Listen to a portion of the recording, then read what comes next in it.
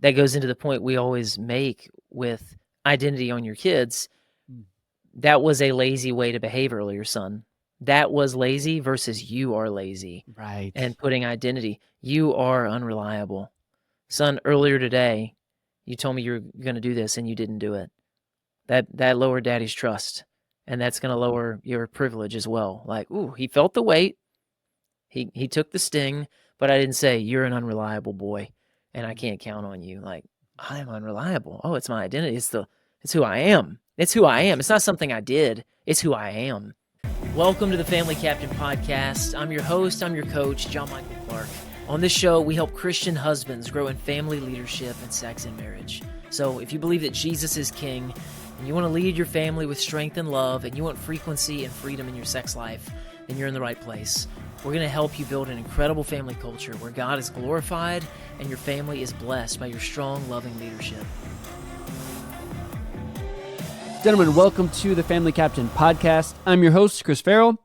I'm here as always with the Family Captain himself, the founder of the Family Captain Elite program, John Michael Clark. My man, we were talking before this, and you had an awesome win you shared with me. I'd love for you to pull it up and share it with the audience before we get into this. Yeah, I've got it here. This is a note that a wife sent her husband. She was just being grateful and out of the overflow was just delighting and sharing with him what she was experiencing and feeling. She said, I will start with your fruit. So that's where the message started for me that he shared. So I'll start with your fruit, peace and a sound mind, where once uncertainties swirled in your thoughts, hammering and beating you up, I now see calmness in you. Even in moments of uncertainty, you exhibit clarity and serenity. Joy, where you used to be uptight, you now laugh more, smile more, and are less easily offended. It brings me so much joy to see this transformation in you. Compassion, you've made intentional moves to lead with thoughtful compassion, fostering connection and love rather than relying solely on logic and outcomes. You took the role of financial provider and manager solely onto your shoulders. While there's still work to be done with the accountant, the accountant, the fact that you took the initiative to get one, handle the taxes, and manage the credit card is a huge step. I know you'll follow through with everything you've begun. Family nights have been such a blessing. The time we spend together, the discussions, the games, and the laughter all create a warmth that I cherish deeply. This guy's got a couple of teenagers as well, by the way. Mm-hmm. A few teenagers. Having me stay home from work has given the kids accountability and peace. It has helped them stay on track with their schooling, and I've noticed they're more kind to each other and less defensive. But most of all, when I feel like I'm falling apart, when I'm afraid my emotions will push you away, you've allowed me to open up, and you choose to stay by my side and love me through the storms. That means more to me than you'll ever know. Thank you for all the love, growth, and commitment you bring to our family. I love you deeply. So that'll put some fuel in a brother's tank for sure, man. Dude, how long has he been in the program? He's only been in like 12 weeks. Let's go. Yeah, so I mean, Dude. that's the kind of crazy, beautiful stuff that we love to celebrate and prioritize, man. Just the rest. I can just sense the rest in this woman. I mean, I can just sense her shoulders dropping and going, there's a man around here. And it's my man. It's my husband. Like, I'm just happy for her. I'm happy for him. It's just the goodness of God. It's a blessing. Amen, man. And the best part about that was like she deliberately named everything that was just so fruitful and such a blessing in her family. And we talk about that with guys all the time. We're like, bro, we want to bring these things out in you, the things the Lord's already put in you. And so to hear that on the other end of someone who we have the conversation with, say, hey, man, we want to deliberately pull these things out of you, and have his wife verbalize it, it fires me up, man. Amen. So good. So good. All right. So that was an awesome way to start the episode, man. Today's episode, goodness gracious, we haven't covered this topic yet. And this is lazy kids, unmotivated kids, and our reaction as the leader of the family. And I want to start this one actually with a scripture in Proverbs. So Proverbs 6:6-8 says, "Go to the ant, you sluggard. Consider its ways and be wise. It has no ruler, no overseer, yet it stores its provisions in summer and gathers its food at harvest." So it's interesting when I look at our kids, and it's not like this for everybody, but a lot of times kids will not lift a finger unless we tell them like 10, 12, 15 times to do it. So that's something that causes a lot of issues in households as leaders. And so let me ask you, JM, I mean, is it that our kids are lazy, or is it that we've failed to teach them responsibility the way God designed it? Well, I can't relate. My little angels have always just done everything. So Right. it's got to be parenting. It just must be what y'all are doing wrong. So case closed. Do All better. right. We'll see you No, guys I mean, next time. there's so much flesh. I mean, we all have it. Our kids certainly have it. And we see it in children. The younger they are, the more raw it is. Like a 2-year-old doesn't mind throwing a fit in public. Like they don't care. They're not embarrassed. Like they're just Right. full send. I want what I want. Whereas the older we get, we're like, okay, I do want to throw a fit, but I can't in this context. So we're going to mute things a little bit. We'll turn it down. But they've got flesh, and if they're not trained, the scripture also says there's foolishness stored up in the heart of a child, but the rod of correction drives it far from them. So we have to remember, like, they've got a storehouse of foolishness and flesh and everything that goes along with that. And obviously, they need to be made new. Most importantly, we're praying for our children and discipling them into the kingdom so that they would love and follow the Lord Jesus. Yeah. And after that happens, when that happens, their spirit is made new, but their mind is still unrenewed. Just like all of us, our mind is constantly fighting towards conformity instead of the transformation that comes from the renewing of our minds. So, all of our little boogers experience that too. And they want what they want, and they certainly don't want to take responsibility. Right? They don't see the value of it. They don't sense the satisfaction of it yet. It's like the difference between candy and a wholesome meal. Like they're both good, but one is just enriching in the way that the other isn't. But one is quick and it's ready and it's right now. I want this crazy looking delicious ice cream with look at all the interesting flavors, or do you want this healthy feast? So we've got the same temptation with all kinds of things in life, the short-term gains versus the long-term ones. So I think it's super common. I think it's super typical, but we do have to train. We've got to train our children. We've got to discipline them and start to hopefully shift their appetite, like we've talked about before, helping our kids to develop the proper appetite towards the right things in life. And that comes down to the other thing you mentioned. Yeah, we do have to train. We do have to actually father them, and that's going to take some deliberate effort beyond just I gave rules, but there's teaching and there's instruction and there's example, and it's the whole package I think that they need to develop. Yeah. Which, if we flip it on its head, I mean, technically it's lazy for me not to train, yeah? Right. I mean, at the end of the day, I know I should be doing this thing, but I think they call it couch parenting, right? It's like, oh, yeah, you're just kind of pointing, right? Which Yeah, or you're hollering, I'm "Hey, guilty at times. knock it off." Absolutely, man. Like, Yeah. dude, like sometimes I just want to parent from over here and not go get in the Right. weeds. Exactly. Exactly. But laziness in and of itself, I think for a lot of guys who are Christians who are trying to lead their households the right way. Like, I know for me, that's the thing that breeds the most anger is when my kids show laziness. And for me, I'm like, dude, this is not a reflection of me and my work ethic. Mm. But, help me process that, because I know I'm not alone when it comes to me being angry because they're representing what's not in me. That's really interesting. So I bet I'm sure there's some projection going on with all of us as dads, depending on what kind of kid we were. So I would have been super lazy had my parents let me.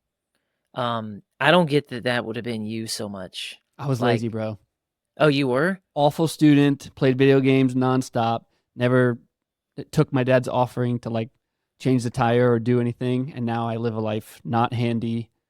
And But you got high production gears, bro. So that's why I was like, Chris is not like lazy. But all right, so the there we Lord go. changed me. Every kid Yeah. would be lazy. So there you have it. Regardless of what our temperament and strength combinations are inside of us, I think every kid is going to be default lazy if you let them, because they just don't know. And in their defense, they don't know. Like, I want to pursue and seek what I want to pursue and seek. As long as mom and dad take care of other stuff for me, why would I care? So in that sense, that's normal. On the other hand, though, I do think now that we're men, we probably are like having, we're connecting meaning to things where we shouldn't. Like you're seeing your kids, you're like, maybe you were a lazy kid, but you're not lazy now. So you're going, ugh, that makes me feel that's not how we act as a family, or that makes me slightly worried. Are they getting that from me? That I know daggone well they didn't get it from me. And then we can overcorrect because we got like some weird head games going on with ourselves instead of just like, hey, just parent the child that's in front of you. Don't make it about you. Don't make it about your baggage or your reasons or your issues or your things, which we can do with all of our parenting, right? Not just an issue of laziness. Our kids in sports, our kids with spiritual growth, whatever. I mean, it's easy to react to our concerns instead of with our baggage instead of just going, just parent the child that's in Yeah. front of you right now. What does this child need apart from how you see it? Because I look at my boys, I have an older brother, it's just us two. I was the youngest. So I was very much, the birth order baby in some senses, but we had plenty of chores, like Mhm. a lot of chores, frankly, and they were really systematic. So that was helpful. That was good for me. But my brother took to those things more easily than I did. I'm sure he would have done nothing if he could have gotten away with it, but there was still some just difference in who we were. And I see the same thing in my boys. My firstborn is very firstborn. My middle is very middle. My youngest is very youngest. So I see those things. And Natalie's firstborn, and she's very type A, and I'm not type Yeah. A. So it's interesting how, I'll see both of us want to react to things differently. And it's actually good for me because um, I actually have some more understanding and some more patience with my middle and my youngest. Because a lot of the times they're not trying to be rebellious. They're just being distracted. And I'm like, Hmm. that's Jamichael Jr. And I remind Natalie that. I'm like, that's Jamichael Jr., baby. Like, I was not rebellious at all to my parents, to my teachers. I mean, I could be mischievous, but I wasn't rebellious. Right. I wasn't stick it to the man. I mean, I wanted to have fun, and I wanted to play, and I wanted to have a party all the time. But I wasn't like, screw these adults, they don't know anything. But I think when Natalie sees stuff in the boys, that I think it hits her differently as a type A. It's just so obvious, just so simple. This is how it's supposed to work. And I'm going, Sure. well, it's sometimes it's lazy, sometimes it's personality. And again, we've got to train all of it. But this is why talking to your wife is so important. Like Mm. just the what we call sofa time, Chris, as you know, in the Family Captain, just the concept of we're just hanging out. There's no agenda. It's not parenting meeting. Are you ready? Bring your notebook. But it's just we're living together so much. We're going on walks and like y'all do, or Natalie and I we're on the sofa or we're in the hot tub, but we're just talking, boyfriend, girlfriend, just quality time, husband, wife being together, and things come up and we're talking about kids and we're talking about like you're living and you have time to process things. I think it covers so much because you get the wisdom of your wife and you get the wisdom of you, and these things have time to come out and you can pray. And so, yeah, Yeah. that's what your kids need. They don't just need you to be all-star dad of the year. They need both of their parents to be grown in wisdom together to shepherd them forward. It's interesting. Birth order certainly plays a role, but I kind of want to expand on the conversation of labels because I know as a kid, I was always labeled the lazy one. I was always labeled my dad would hate for me to say this, but like my dad loves me and we have an amazing relationship, but he used to always joke that I was unreliable. And so his ringtone for me was Frank Sinatra, "Call Me Unreliable." It's like awful, right? Looking back, he's apologized for. He's Of like, "Oh, course, Chris, I'm so sorry. Like I thought it was funny at the time." it's just He a was joke. young. Yeah, exactly. But it's It's fine interesting. for bro on bro, age on age, a lot Right, of things, right. but But not when I father was and like son. 15, 16, I was like, "Oh boy." Hey, Anyway, hey, I want you to finish this story, but it yeah, reminded yeah. me of, have you seen Daddy's Home 2? Will Ferrell and Yeah, I think so. Where guys, it's such a yeah. good movie. You have to watch both of those movies. By the way, this episode brought to you by VidAngel. Not really. VidAngel should pay me money though, as Oh much yeah. as I promote their stuff. Oh If you're really? not watching your TV with VidAngel, you should. All the things you There it watch, is. use VidAngel. But there's a father-son fight happening. It's Mel Gibson Mhm. and Mark Wahlberg, Yes, and yes, yes. Okay. he was like, he was talking about why he sent him away to military academy when he was a little kid, and he was like, he was a bedwetter. He's like, I was 4 years old. So that's where my mind went. Oh my goodness, Dads man. can be harsh. All Yes. right, keep going, bro. Yes. Well, so it's not like he was trying to be harsh. He was just trying to be funny. But it is interesting because my wife's brought this to my attention many times, and she has a lot of wisdom around this. she's constantly bringing up to me, because obviously we have 6 kids, so it's easy to label each of them. Like, okay, you're the one who just never stops talking. You're the one who's naturally more rebellious. You're the one who's way more prideful, right? So we just start labeling our kids in various Mm, different ways. And for me, the label was always lazy until God finally brought me out of it. And there's a story behind that. But I was so lazy, bro. So lazy. And it caused addiction and it caused all these issues when I was younger. But what's interesting is the labels that were put upon me. And so my encouragement to guys is to really think about, what label am I putting on my kid that they might be like really, I don't know, really pulling in and saying like, oh, I guess this is my identity. I can't do much about right. it. That's so good, man. So that goes into the point we always make with identity on your kids. Mm. That was a lazy way to behave earlier, son. That was lazy versus you are lazy Right. and putting identity. You are unreliable. Son, earlier today, you told me you were going to do this and you didn't do it. That lowered daddy's trust, and that's going to lower your privilege as well. Like, ooh, he felt the weight. He took the sting, but I didn't say you're an unreliable boy and I can't count on you. Like, I'm unreliable. Oh, it's my identity. It's who I am. It's who I am. It's not something I did. It's who I am. And obviously, we always want to be prioritizing their identity in Christ. That's the label that we've got to get really, really consistent with, because yeah, that's powerful. And I've talked before about my mom and dad both, just how like I had it good, man. I had it real, real good. I've got no memories of a you are this. I got the consistent discipline. We got lots of discipline, lots of structure, all kinds of good stuff there. But I don't ever remember you are bad.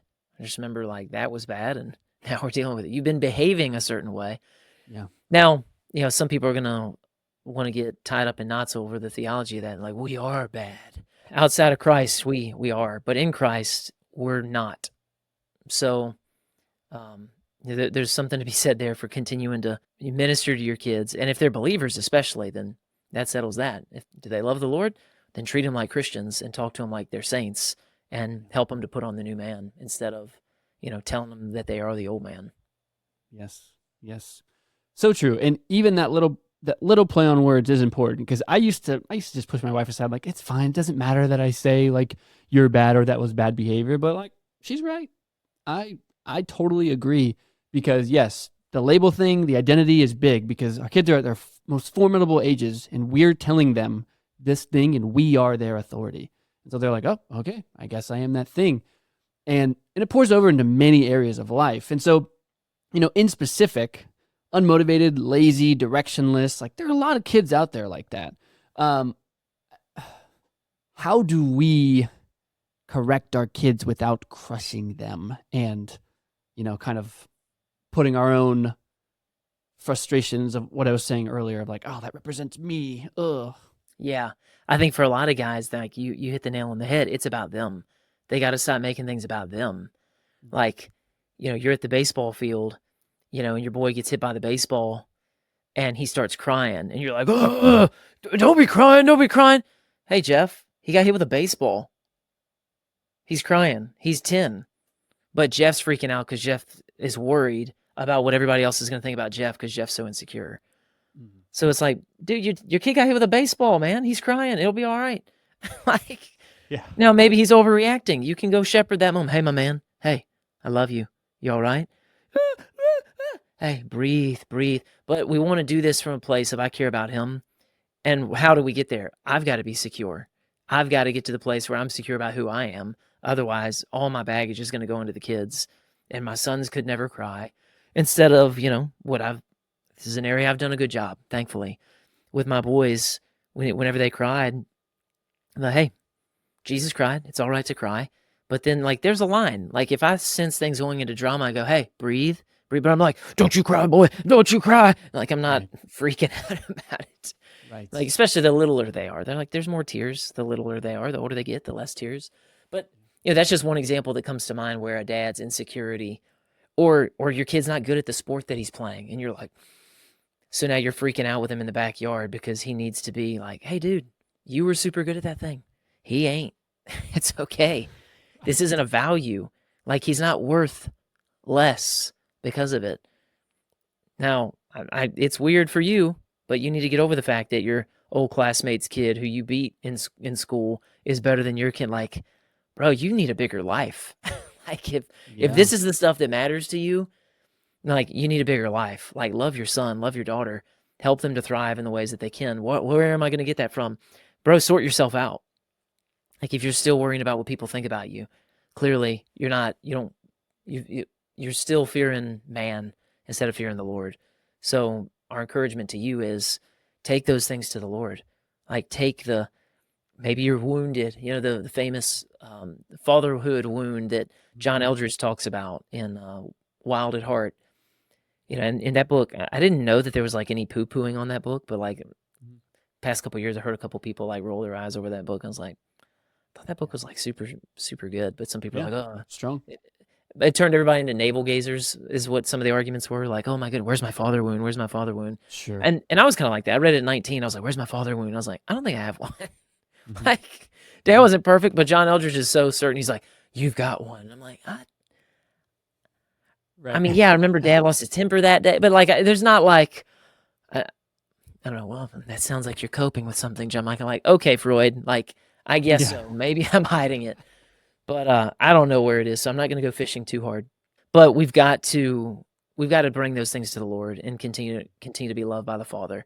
I think a man who's being loved by the Father, a man who's in his Bible, is going to be shaped and reshaped and helped by that stuff. But those things do go deep. I mean, I remember in that book he talked about it. Like, it was John Eldredge. He was like rock climbing with his boys one day, and one of his boys got to a point he was stuck at, and he was really scared.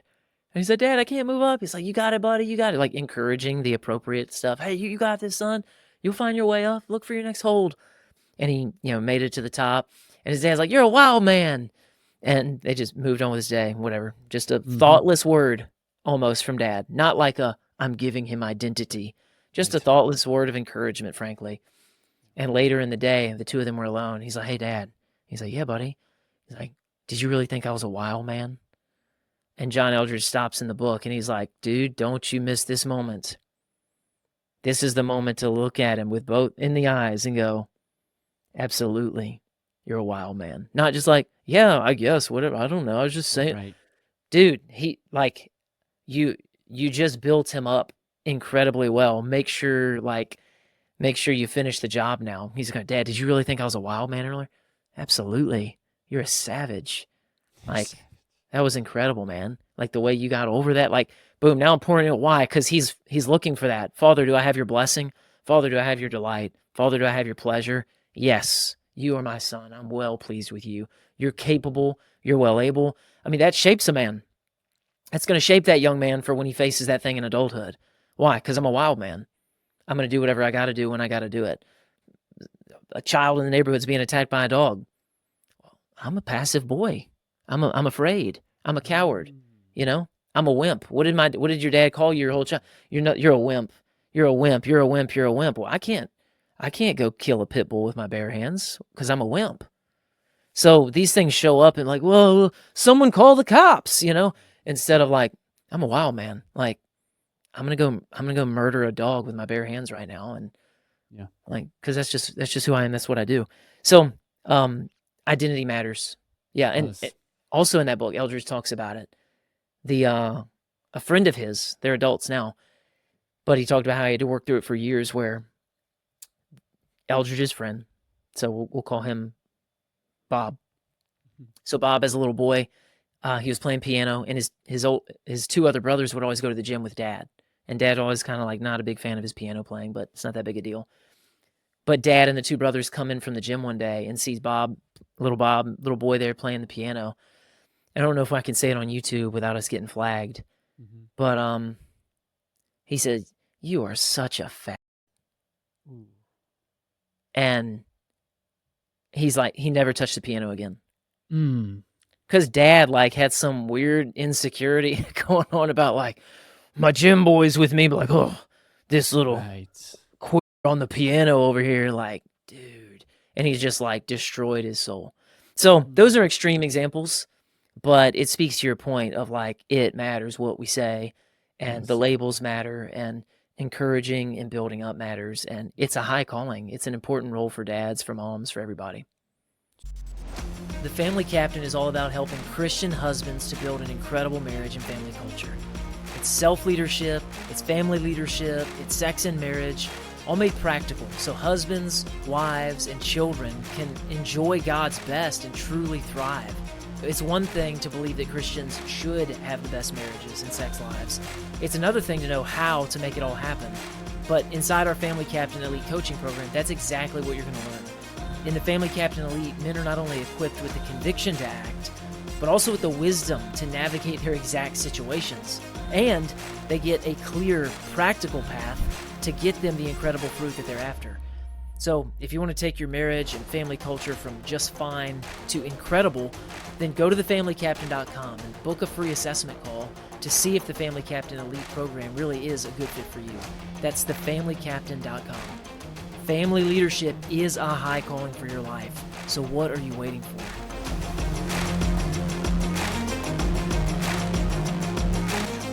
Man, you made me think of so much stuff when you were saying that, because I grew up afraid of everything because my mom taught me to be afraid of everything.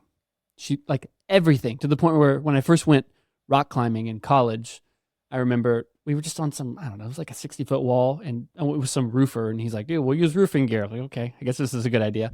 And he was like some crazy Irish guy. I was like, okay, whatever. But I remember his maybe like 7-year-old at the time was on the top of maybe this like 13 to 15 foot rock, and his dad's like, jump, buddy, jump. And I was like, what? Like, it blew my mind. Jump onto what? Just jump off of it onto the ground, right? Because he taught him to jump and roll, right?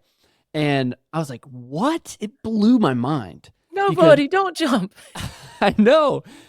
But he was fine. He was good. And then his son tried to start climbing, 10, 15 feet up without a harness on, because he was teaching him how to climb that way. I was just amazed, man. I was amazed because I was taught that everything was scary, to the point where I remember I was like 17 years old playing basketball somewhere. I went up for a layup. I came down and I jarred my back real bad. So I have really bad back spasms all day. My mom comes over and she's like, honey, what if one of the bones in your back punctures your heart and you die?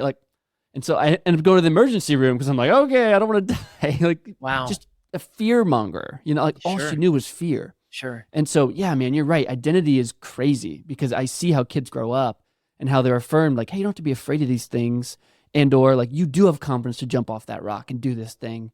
And just how it just, dude, it really does shift how you live. That's powerful, man. As we've raised our boys, Natalie's a nurturer. That's what mamas are. That's a blessing. It's a strength, not a weakness. It's a feature, not a flaw.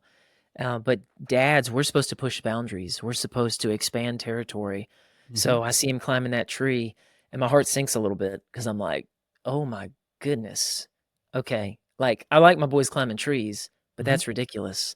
But I don't say that. I just go, hey, my man, you are up there. Pay attention. Every footing, every hand grip. So pay attention has been the language I've always used instead of be careful. Again, it's been a very deliberate, pay attention. Every foothold, you paying attention? You grabbing on solid thing? Yes, sir.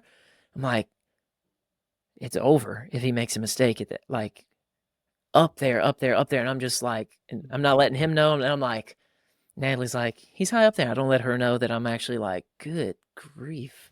Right. Okay. Like, I climbed trees as a kid. I got up there, but I'm like, whew. Well, why don't you make him come down? Well, because he's a boy, man. And he's testing and he's trying. And also, there's a God and I'm not him. And I believe that my boys have angels protecting them and I'm trusting God to protect them. So I'm like, I'm navigating it. Like, I'm not letting him swim with, great whites or something and being like, he's a boy. Like, he's fine if he does right. Just do right while you're up there, son. Yeah. But we've got to help them push those boundaries. And that's a thing that dads are good at. They've got to overrule moms a lot of times, when mom will always say, no, more safety, more security, more tenderness. Dads have to be the ones that, hey, okay, all right, you're a great mama. You're a terrible daddy. And, take your son and say, all right, here's what we're going to do. Here's how we're going to do it. Because that can breed fear. He's like, but mother said this, father. And like, yeah, I know she did. Yeah. And many dads have had to overcome that. in their kids. You're like, mommy said we shouldn't because we could get her. Like, yeah, yeah, but like, mama's wonderful and mama's sweet, but mama doesn't know how tough you are. So we don't Yeah. want to like belittle her and diminish her authority. But frankly, her authority defers to ours is what she should be doing, Mm-hmm. and she should be saying, "Honey, I'm scared." And you say, "I know you are, baby. I got our littles, and everything's gonna be okay." Instead of Mm-hmm. the combat, and the kids are like, "What's right? What's wrong?" So of course, Yes. that's something we have to change over time too. Yeah, man. And it's generational, because like I was explaining earlier of my dad, he had an awful father, awful, and an absent mother. So like he's just trying to figure it out, you know what I mean? With all the kids he has. And so I know there's guys listening who are like, man, I wish I had that wisdom, JM. Like you got it from your dad. And so I don't know. Where does the guy turn at a point where he feels so behind?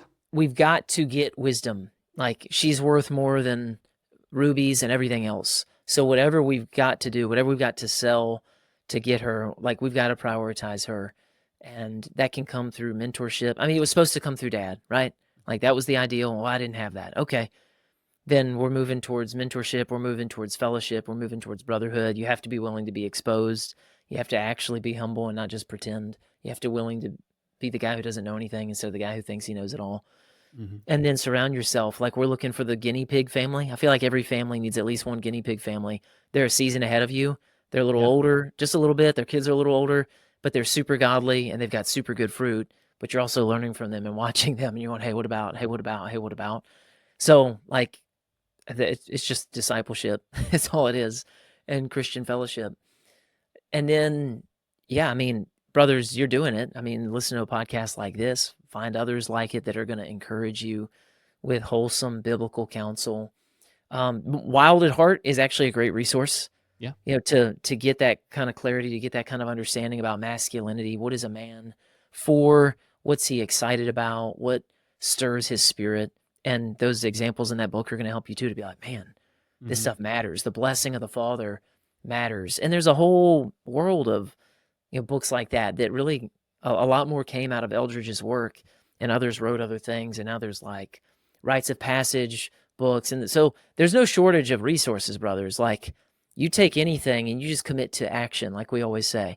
We don't just need to get waterlogged with more information.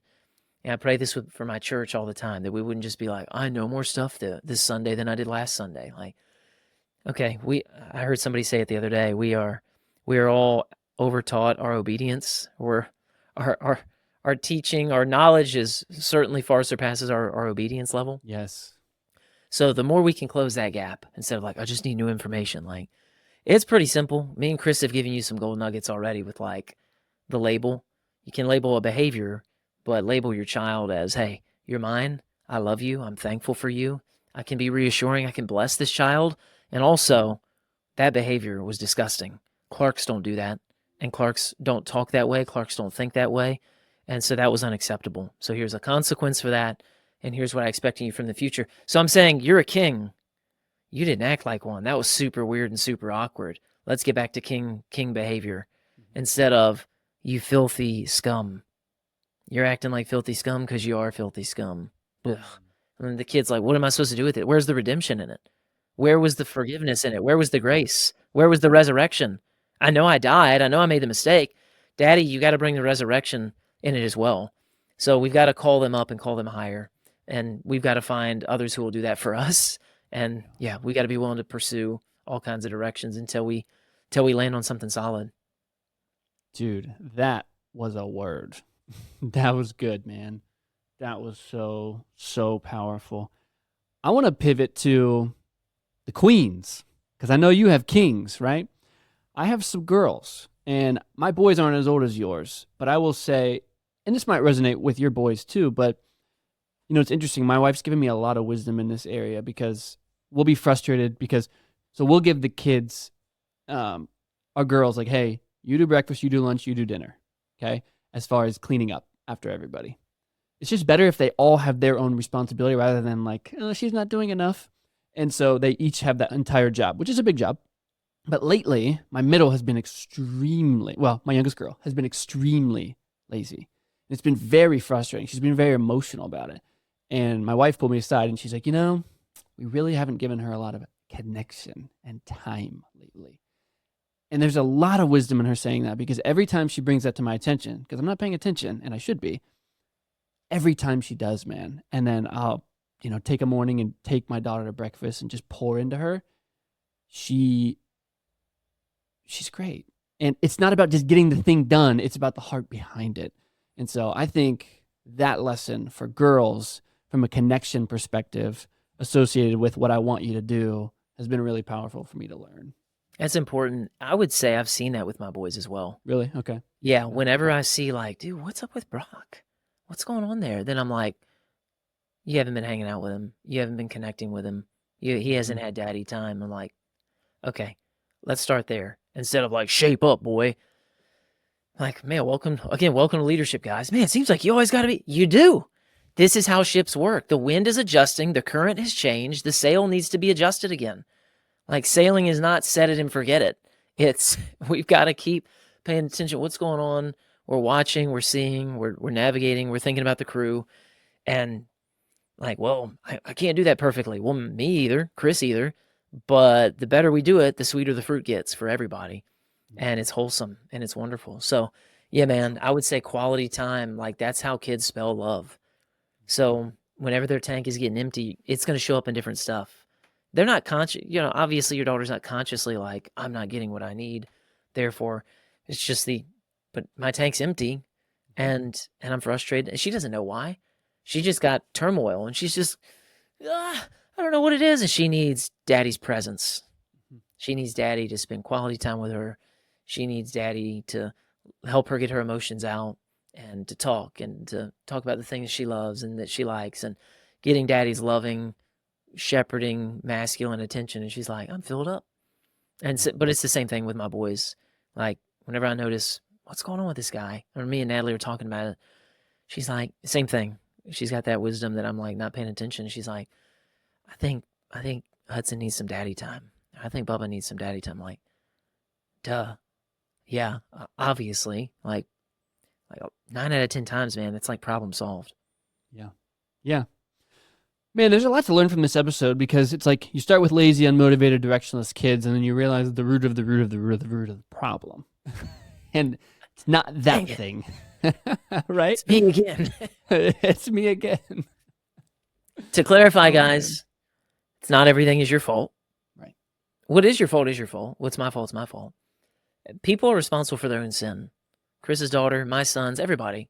Like, and also, I don't want to just be hostage to that. That's our point.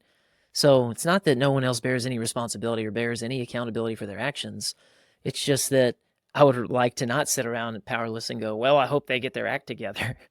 Exactly. We delight in taking ownership of outcomes because we can change things and we can bless things. So that's the concept. It's not the message of evangelicalism that has said, you suck. You're the worst husband. Do better. The Father's Day message, every Father's Day, guys, you suck. Mother's Day, ladies, we just don't deserve you. You're wonderful. You men. So the family captain does not do that. We rebuke that sinful, cowardly talk. Oh, I'm tempted right now to go on that rabbit trail. Do it. So the pastors who do that, they seem brave because they're like, I tell the truth to men. You're not brave. You're scared. You're a coward and you're scared of women. And women mostly make up your church, which is why you say that, because you want to please them. So it seems like I'm a man who will speak truth to men, because Melvin will do that from a pulpit. Melvin will do that in a public setting. It's called white knighting. Bum, bum, bum, bum, bum, bum, bum. I'm here, ladies, to defend your honor, you perfect sinless creatures. You want to prove to me that you're not a coward? Call out women on their sin in the West. Do that. And live to talk about it. Like that'll prove you're not a coward. Like, everybody can rebuke men. Everybody loves picking on men. It's easy. Men are like the target, the pincushion for every joke. I mean, and they have been for decades now. You're not brave to call out men. You're brave to call out women, to actually acknowledge that women have sinned, sins that are even common to women. So anyway, that guy, he's a liar. He's a coward. I don't know what the original point was. Dude, but the rant was useful. That was useful. And it was interesting, that little point you said of women make up most of your church, and you're right. Yeah, that's And just that's just if a fact. That's pastor just cares numbers. about his numbers, you're like, ooh, I have to make sure it's cotton candy. Yeah. Ooh, interesting. There's a lot there, man. There's a lot to Oh, I unpack mean, there. and he might thunder from heaven on all kinds of things that aren't specific for women. But I guarantee you, when he's talking about sins common to men, he's going to thunder from heaven. But then when he comes to scriptures, if he even dares touch scriptures that speak directly to women, then he's going to be like, you know, and he's going to get really soft and gentle with the whole thing. Like, man, you should love those women in your church, pastor, to tell them the truth, to help them, shepherd them Yeah. forward. Yeah. By the way, gentleness is always good. I was just saying Melvin tends to do that. Like, when I talk about Melvin, a lot of times people think like he's just like milk toast all the way. Like, no. He can flex. Melvin can put on. He's got some bravado. It's just, Mhm. it's very, very selective. And it's always going to be in the context of being a white knight. Yeah. Whew. That's good, man. Instead of, I'm standing up for the righteousness of God and what the Lord wants, I'm defending the ladies, no matter what. Yes. Which is typically, yeah. Dude, there's a Sorry to lot derail there. us there. No, man. Back to lazy kids. It's not lazy kids. What it is it's rightly applying the 3 legs of leadership. Yeah. That's what it is. This guy's got wisdom. Responsibility, taking ownership of the outcomes. Or compassion, which I usually start with. Compassion, you love your family a lot and they know it. Whew. That's the big stuff, man. That's the identity stuff we're talking about. Well, I need to discipline my kids. Of course you do. Yep. We got to do both and. And of course you need the authority. You need the power to do what's best for the people that you love. But yeah, you bring them all together, man. And that's where we can look at our fatherhood most days and go, man, I'm like Mr. Friends with my kids. Bro, that's horrible. You're not going to like where that leads, buddy. You got to make that change, my man. You got to get some brothers around you who can be like, man, help me. I don't like this. I don't believe in it. My dad was, a lot of guys overcorrect, Chris. You know, we deal with our own baggage. My dad was always yelling at us and stuff. I'm not going to be that guy. You don't have to yell at your kids. You don't have to yell at them. You do have to discipline them. Well, my dad, spanked us like crazy. It was abusive and stuff. Like, don't abuse your kids. That's sinful and awful. But let's come back to the Bible. Like, again, I want to pick my extreme that I'm most comfortable with instead of, middle of the road that's hard, man, to walk in wisdom. Gotta actually know how to drive this thing instead of just stay in this rut. The rut keeps me in there. I can follow the rules of the rut. I can follow the rules on the other side of the road of this rut. The middle of the road requires wisdom to navigate. That's what we're here for. We're going to keep growing in wisdom together. Amen, man. And yeah, hey, I'm telling you guys, if you want to learn more about the Family Captain Elite program, obviously check out the link in the description and the free Facebook page. There are tons of resources there for you to just keep growing, keep leveling up as a man. So, hey, awesome stuff today, JM. Guys, drop some love in the comments. I know you probably already dropped hate based on some of the things we said. It's fine. It's engagement, right, baby? It's all good. We welcome it. Christian feminists, welcome. Please comment. Please blow me up on X and all the places.